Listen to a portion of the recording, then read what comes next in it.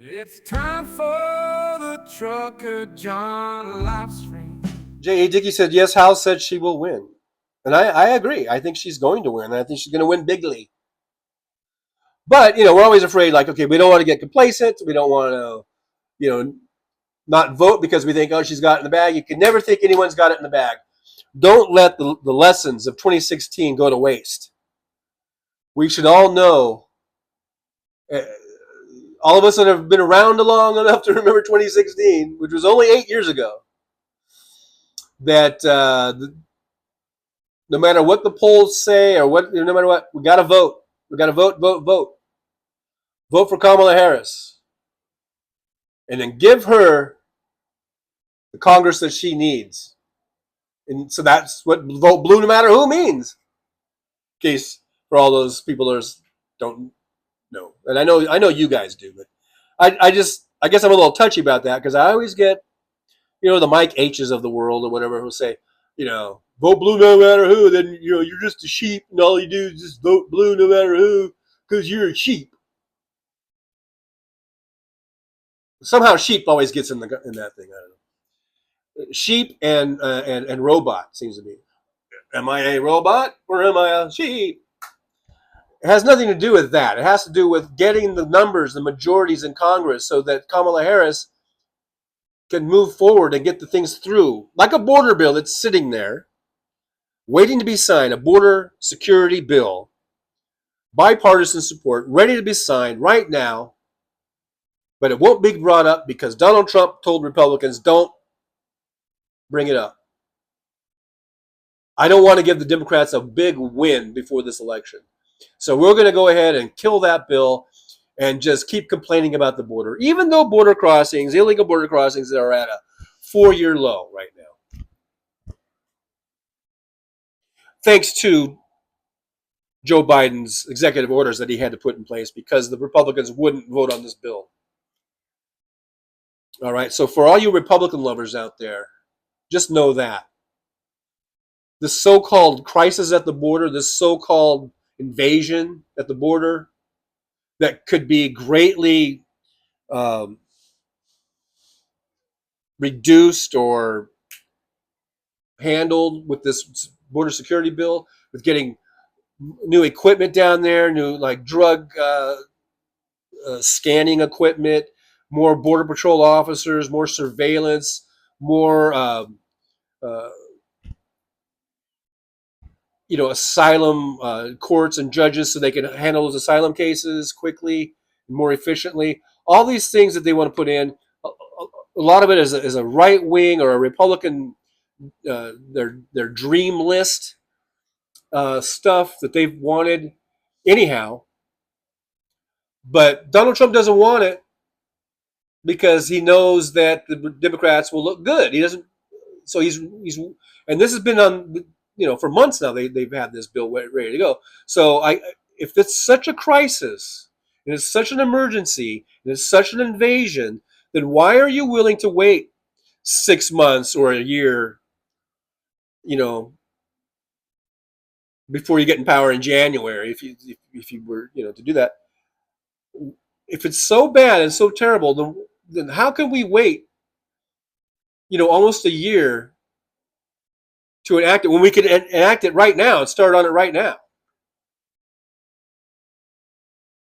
I guess the answer to the question is it's not an invasion and it's not such a crisis after all. Yeah, improvements do need to be made.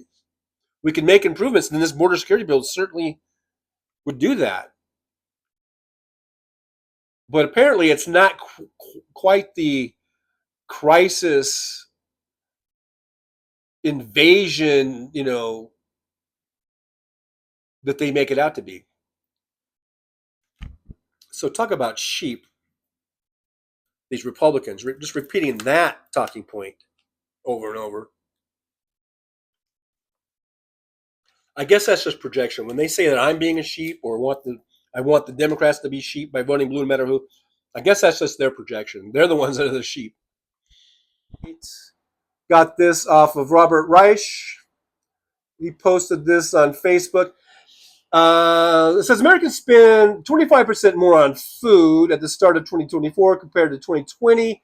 During that time, the 10 largest grocery and restaurant brands took their fattened profits and collectively spent $77 billion on stock buybacks and dividends. What's really driving inflation?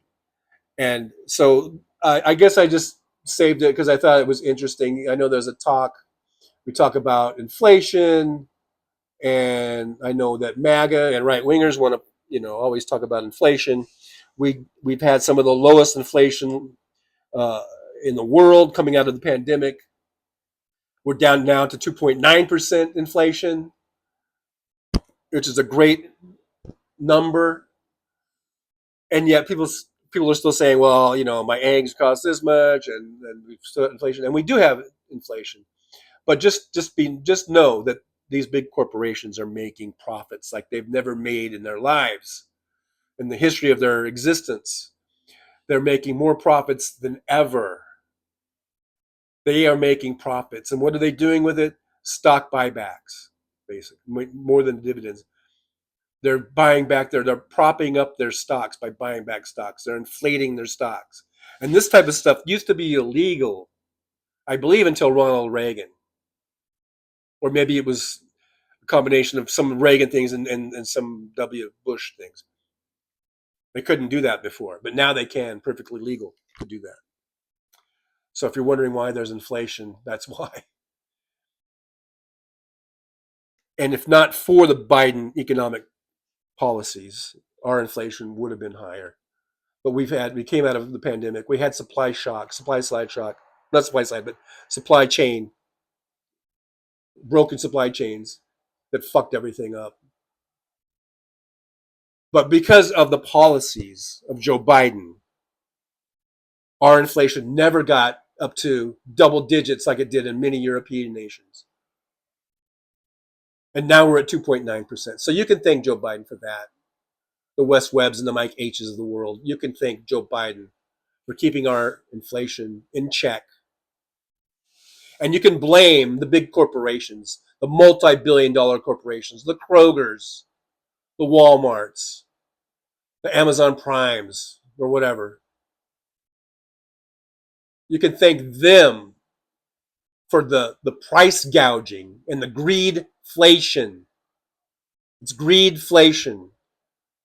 It's not because of Joe Biden. It's not. Joe Biden has done just the opposite.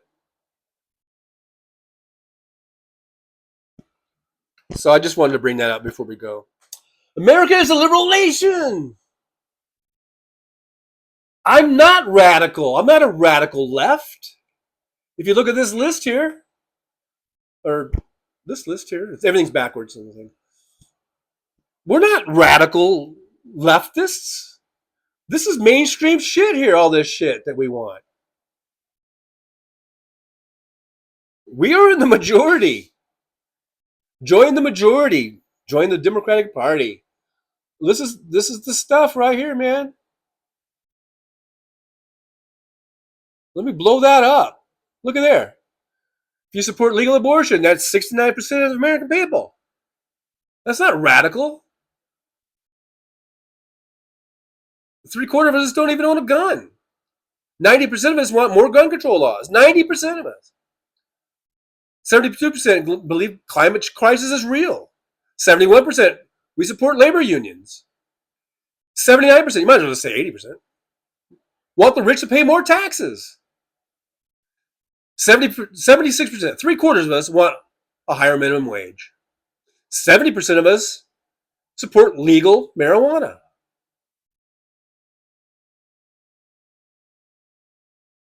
73% want student loan debt relief. 65% support SCOTUS term limits. 84% of us want free pre-K and 3K. I don't know what 3K is. I guess it means kindergarten through third grade. 69% of us support same-sex marriage.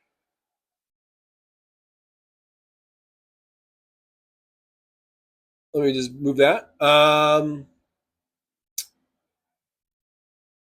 Well, now I can't see. Let's see here. 65% want to end the Electoral College. Absolutely, I'm in that group.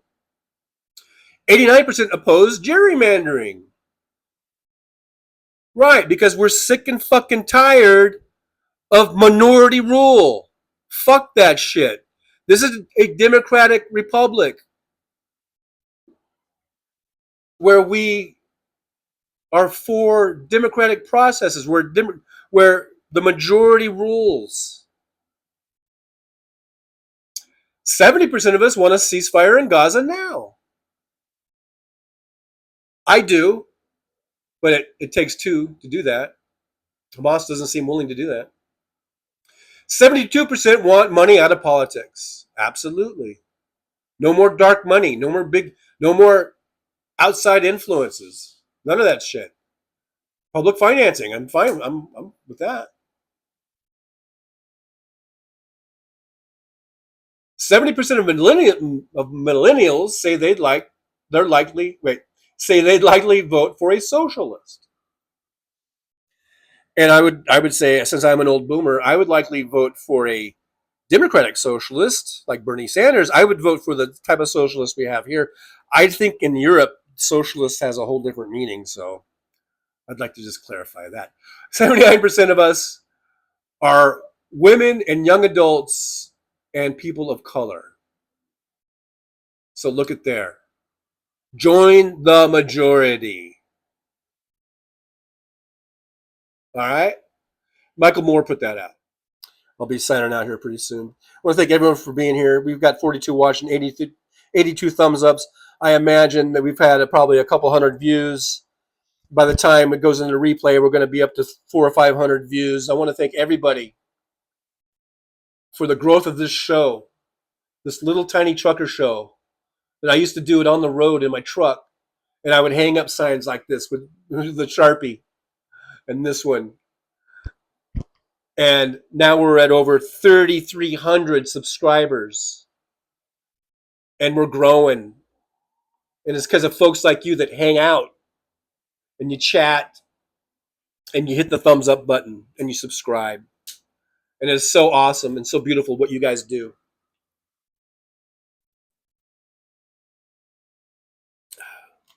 So I just wanted to say thanks for that.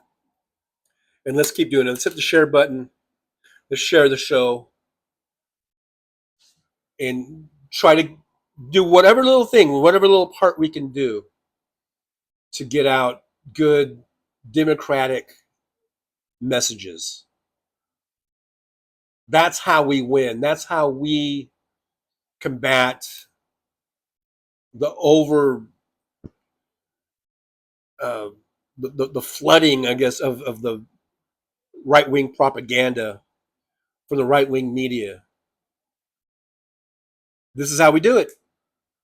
Shows like this, Hal Sparks, Tara Devlin, Randy Rhodes, Tom Hartman, Stephanie Miller, John Fugelsang, John Fowler.